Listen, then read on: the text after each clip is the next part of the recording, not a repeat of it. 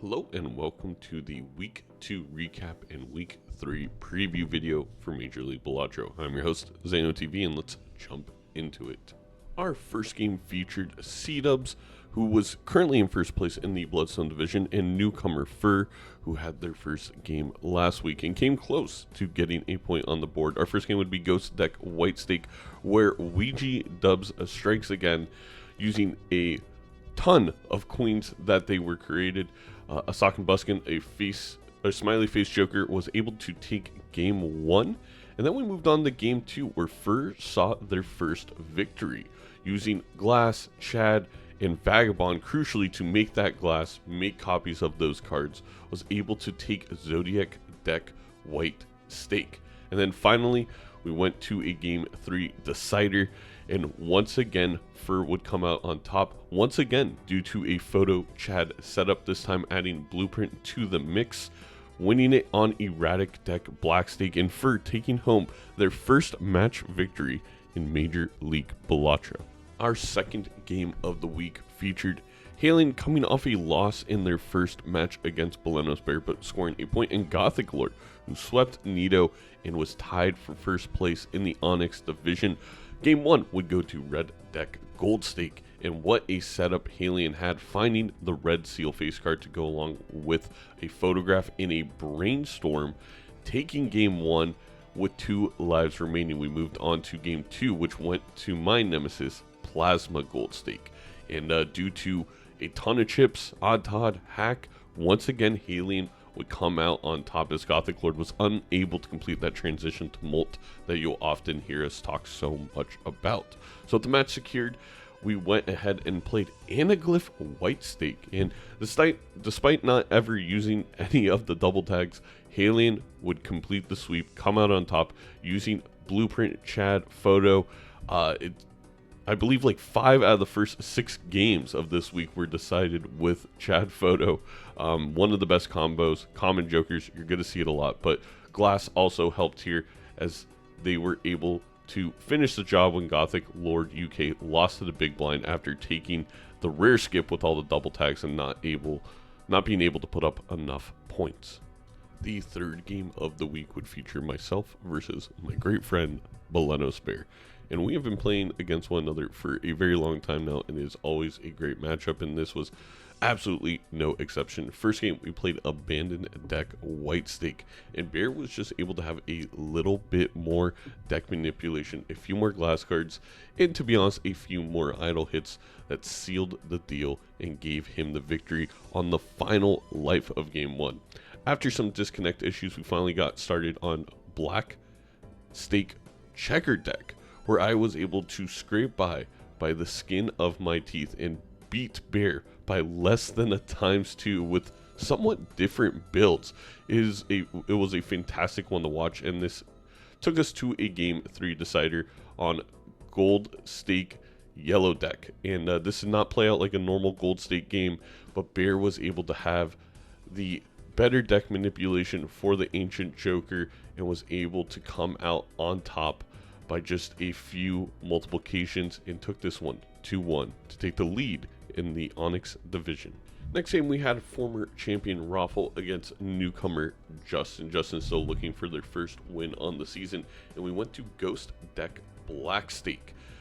Justin was holding their own early in the game, but then after taking a life loss, Roffle snowballed, was able to get Polychrome Red Seal Kings, a Blueprint, photograph Chad, and was able to take the game actually rather easily, while Justin was attempting to make the Red Seal glasses but was unable to make enough of them to match. So we moved on to game 2, which was Yellow Deck White Stake, and this time Roffle down to 2 lives, but very similar story here, where Roffle got the deck manipulation eventually going, found another DNA, and with Brainstorm, Photograph, Bloodstone, and Glass Jacks took game 2. We moved on to a game 3 to see if Roffle could complete the sweep on Black Stake Ghost Deck once again, and in fact he would be able to.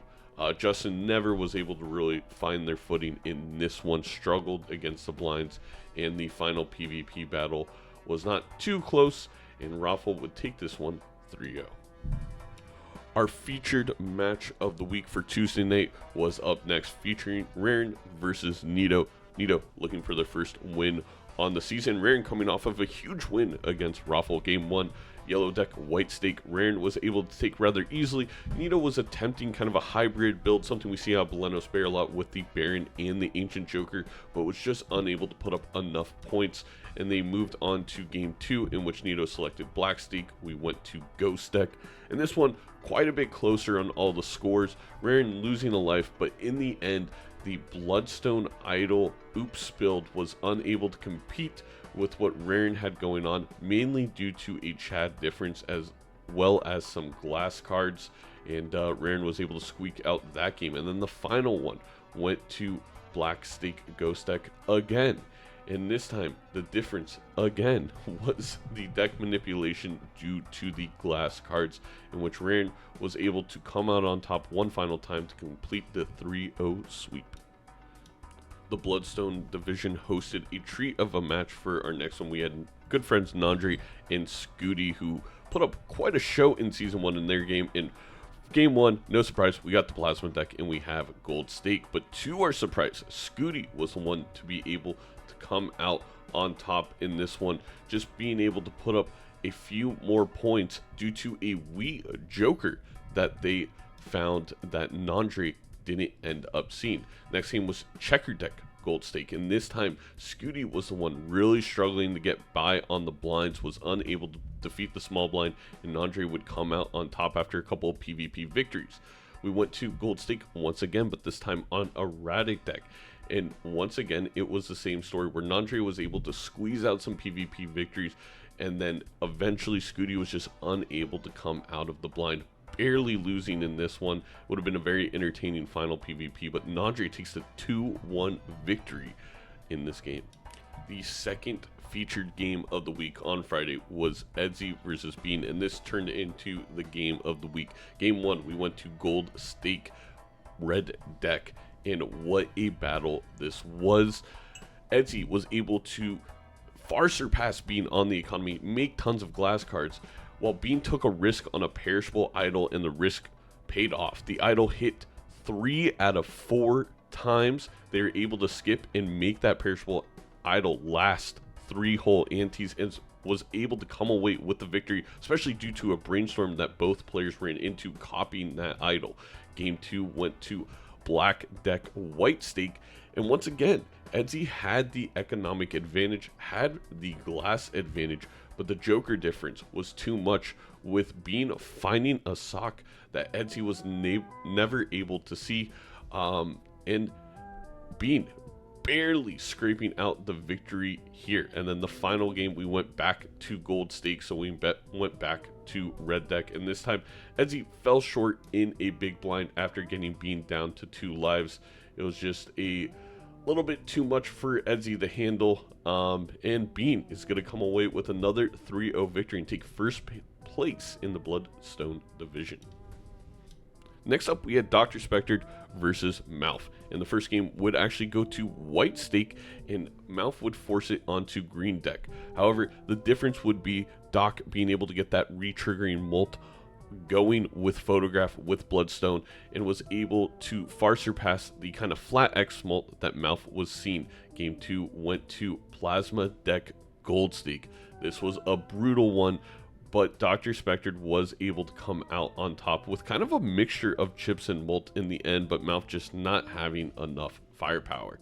And then the final game went back to white stake. It went to black deck, and my gosh, did Dr. Spectre have a build in the end, getting 2 Ancient Jokers with an Ankh that Mouth just simply didn't want to invest in, and came out on top with 1.4 million points and took this one 3-0. Taking a look at the standings following week 2, we see in the Onyx division, Rarran, the newcomer, is in first place after 2 tough matches against Roffle and Nito with 7 points. Balatro PvP in second with 6 points.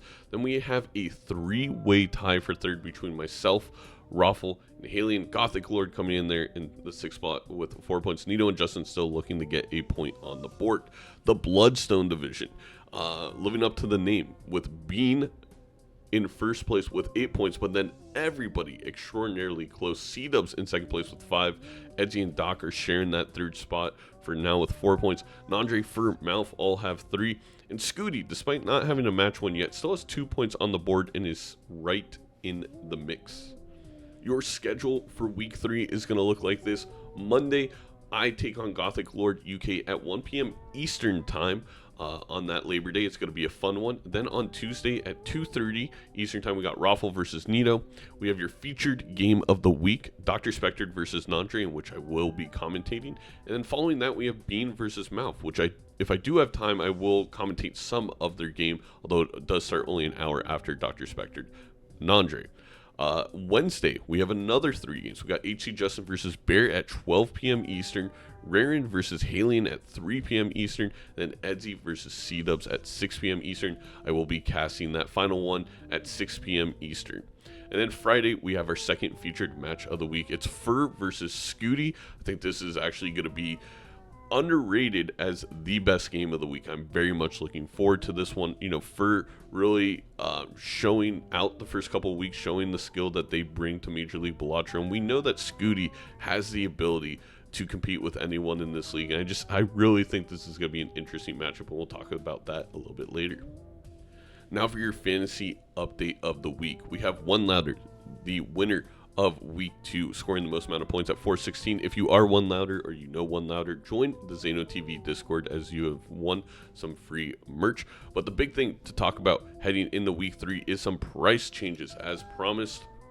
Now that we have some data, we can kind of move around everyone's price to best match how they've been performing thus far. We have Bean moving from $3 to $6, Rarran moving from $3 to $6, Roffle coming down from $6 to $5, Balenos Bear got an upgrade from $4 to $5, Edsy down from $6 to $4, C-Dubs moving up from $3 to $4, Nandre moving from $5 to $3, and Scooty moving from $4 to $3. So it's going to be a little bit more complex on how you want to set your lineup for week 3. I am going with Balenos Bear, who I think has been on fire, has really been on their game. They came in second in Twitch Rivals, played really well last Major League Balatro season, especially towards the end. And then this season, taking me out, taking Halion out.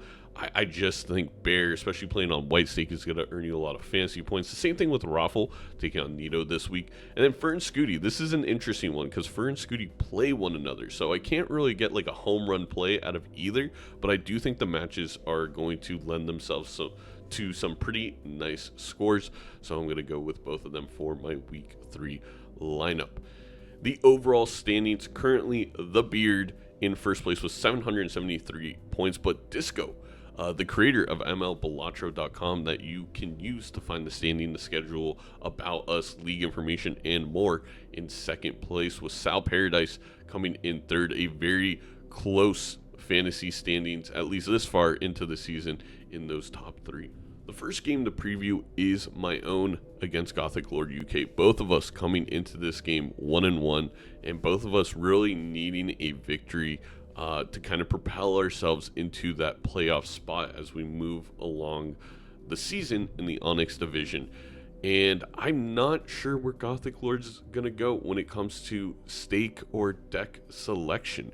I think, knowing myself, I want to keep it on white to black stake. I do think Gothic Lord will take it to purple or gold.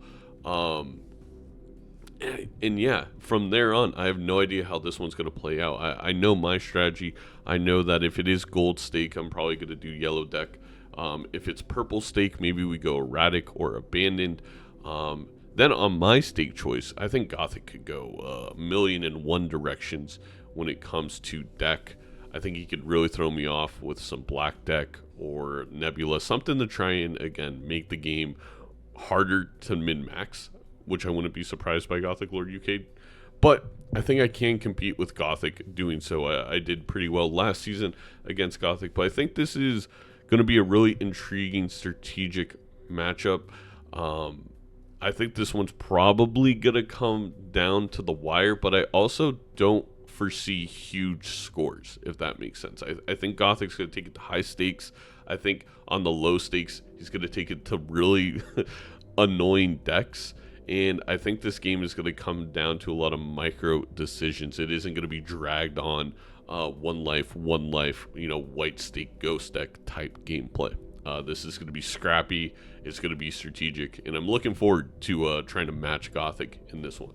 We have Roffle versus Nito in the next one.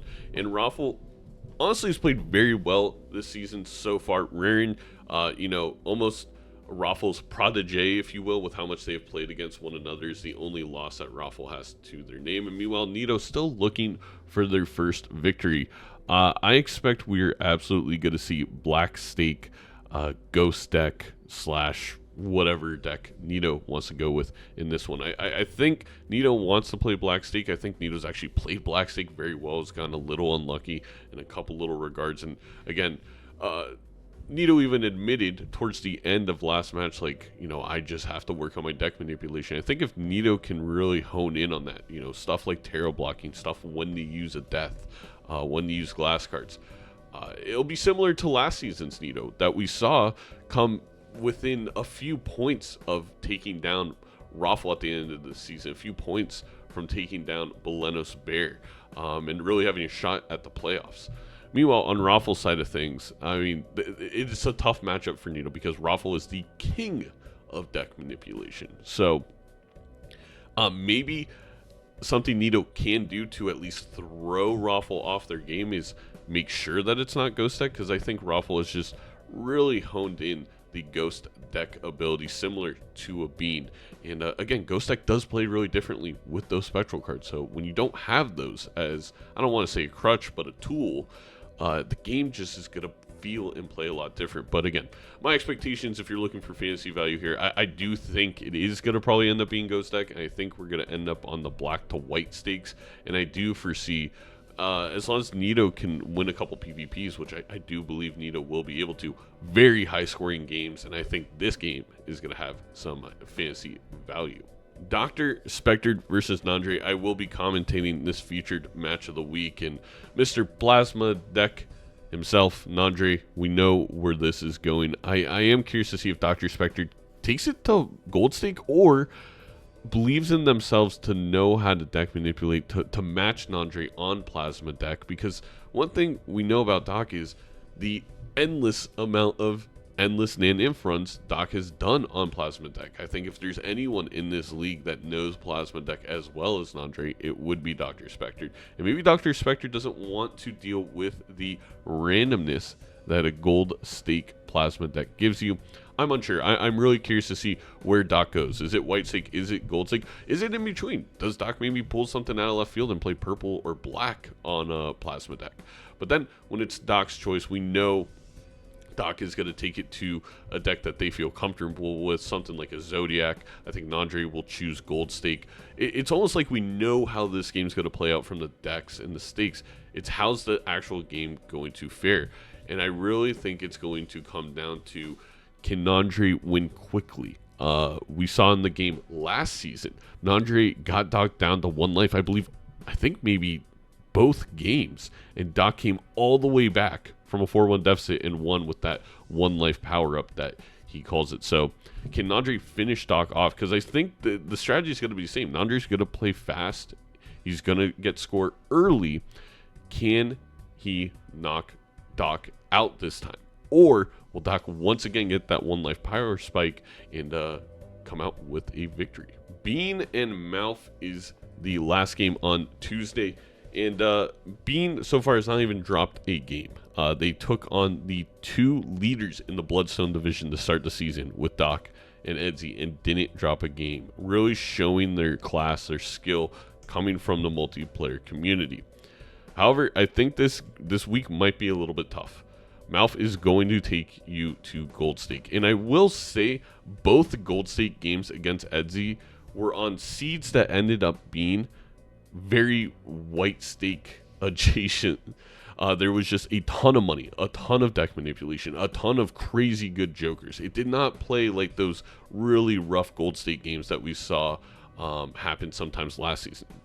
I believe if that happens, Bean might be in trouble against Mouth, who is just so skilled in how to deal with that. And also, Mouth is the king of divergence. So is Bean going to try and match that? Does Bean take the rare skips? Do they do things a little unorthodox to try and at least match Mouth to make sure Mouth doesn't find something that they can't? If they do that, can Bean still play the way Bean plays of all this crazy min-maxing if you're making unoptimal decisions to match your opponent? I think this game is going to offer a lot more strategic, intriguing decision-making than you might be expecting from someone in first place and Mouth, I think, in fourth or fifth place. Bean has seemed dominant, but this game is going to be one that I don't think Bean is comfortable in. And after that Doc Nandre game, I highly recommend you check this one out or pull it up on the Chrome tabs next to you, because tons of interesting decisions will be had in this game. And I would not be shocked if Mouth comes away with the I want to say surprise, but upset victory at this point in the season over Bean. First game of Wednesday will be HC Justin and Balenos Bear in the Onyx division. Bear starting the season on fire. Justin finding, his footing in a new environment in Major League Balatro. Is new to multiplayer, but we know how good HC Justin can be. I think the key in this one for Justin is making sure that they value the retriggerable X-Molt, like you see so many players do.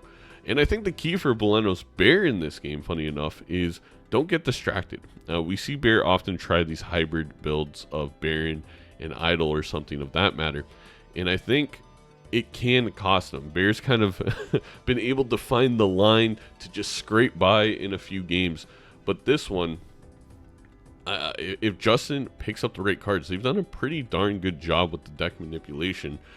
Bear can kind of fall in the trap where they can't get Idol going because they're kind of going for Baron and they're kind of going for Mime. I think that's kind of Justin's path to victory. I do think all these games will be played. Well, I don't know for sure. I was going to say I do think all the games will be played on White Stake. I could see a world where Justin starts switching up strategy a little bit here and taking it at least to Black Stake, if not to Gold Stake. Justin has a ton of Gold Stake experience, and while Bear does also, we know that Bear kind of plays multiplayer usually on those lower stakes, and is very dominant on it. It keeps taking my butt out, and this is going to be a really interesting one. And the thing is, I think out of all the games so far, I really don't know even what stake it's going to be played on, let alone decks. So it's going to be one where if you're surprised as a viewer, the players are also going to be a little surprised, and it's going to lead to really interesting Balatro being played. Rarran versus Halion is shaping up, I think, to be the fantasy match of the week. Halion coming into this one playing really, really well. Rarran, of course, at the top of the division, and both of these players are going to play probably on lower stakes, although we did see a curveball last week with Halion taking Gothic also to Gold Stake. I think Halion has been secretly, well, not so secretly, it's right on stream, practicing higher stakes multiplayer and doing really well there. The scary part about that is Rarran took out Roffle on Gold Stake. I mean, and this is one of the best competitors in the league, former champion. So it's not like Rarran's not going to be able to hold their own on higher stakes. But I just see these two as very similar players. The way they're able to deck manipulate, the way that Halion can go for scoring early, I think these games are going to drag out. I think these are going to be classic one life to one life, putting up E17 in the end, even if it might be on a higher difficulty. Of course, you can always get unfortunate with the seed, but we'll see about that. I do think Rarran will 100% choose White Stake. I'm not sure if Halion's going to go all the way to Gold Stake. That's going to be an interesting decision. But generally speaking, I think there's going to be a lot of fantasy value for either player in this one due to the high scores being put up. The final match on Wednesday that I will be commentating, Edzy versus C-Dubs. And this one was really intriguing. Last season, C-Dubs was the only player to take a game off of Edzy. And funny enough, that was one of C-Dubs' only points on the season was against the runner-up of the league. Edzy coming off that loss against Bean is going to want to get back on track. C-Dubs has switched up the strategy this season, no longer going for only Gold Stake gameplay, which makes me feel that Edzy 100% going to pick Gold Stakes, which we know C-Dubs can play on, and C-Dubs is 100% going to stick to the White Stake gameplay. And the key here for C-Dubs, they've made a lot of interesting decisions. We've been nicknaming him Ouija Dubs because of all the Ouija plays that C-Dubs has been making. It's going to be, I think, that divergence. It's so hard to match Edzy on min-maxing, especially on the high stakes. Speaking specifically about the high stake gameplay in this match. If C-Dubs makes the right divergent plays, and those pay off in any shape or form, C-Dubs has been able to show that they can take that small advantage and snowball it into a pretty easy victory. On the low stakes, Edzy is going to have to just keep doing what they're doing. I think Edzy can't let last game get into their head. There was some really lucky things happening on Bean side of things. They both played very well, but it's like the flip of the coin kept landing on the opposite of what Edzy would have wanted. I mean, it is very rare to lose 2 games in which you doubled up your opponent's economy, unless they found something crazy, and that wasn't even the case. I mean, we're talking about a perishable idol in one instance. So Edzy really has to just not get in their own head and continue to min-max like they do all the time, like they did all of last season. I think they will be able to maybe come out on top in this one. That's kind of Edzy's key to the victory. C-Dubs, it's taking those interesting divergent paths and making sure to maximize whatever benefit comes out of that divergence. And finally, we have Fur versus Scooty. And I told you earlier, I think this will be low-key the game of the week. I'm very excited that I'm commentating on it. Fur has shown a fantastic ability early on in the season, I think, to play Balatro. I think Fur is, as long as they want to be here, they're going to be in Major League Balatro for a long time and be a problem for a very long time. And I think Fur matches up with Scooty extraordinarily well. Scooty likes to take risks. I think Fur is actually very good at min-maxing, and they're just getting better and better as they play. So you're going to have opposite styles kind of head-to-head in this one. But I think at the end of the day, it's going to be neck and neck. I could see this going down to 1 life for both players each and every time. I think Fur will keep on the low stakes. Scooty is going to take Fur to high stakes. But both of them, Scooty on white stakes and Fur on gold stakes, is good enough to compete with the other. Like, there's not actually this huge advantage.